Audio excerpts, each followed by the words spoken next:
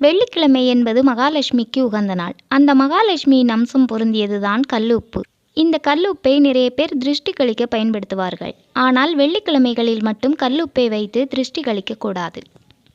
அது மட்டுமல்லாமல் சிலருக்கு வெள்ளிக்கிழமையன்று வீடு துடைக்கும் பழக்கம் இருக்கும். அப்போது தண்ணீரில் கல்லுப்பு கலந்து வீடு துடைப்பார்கள். இதை நீங்கள் மற்ற நாட்களில் செய்யலாம். ஆனால் வெள்ளிக்கிழமைகளில் இந்த தவறை செய்யாதீர்கள். எனவே வெள்ளிக்கிழமையன்று பெண்கள் கல்லுப்பை தண்ணீரில் கரைக்கக்கூடாது. வெள்ளிக்கிழமைகளில் பெண்கள் செய்ய வேண்டியது: வெள்ளிக்கிழமை சுக்கிரஹோரை நேரத்தில் கடைக்கு சென்று கல்லுப்பு வாங்கி வந்து பூஜை அறையில் வைத்து அதனுடன் மஞ்சள் குங்குமம் வைத்து பூஜை வழிபாடு செய்யுங்கள்.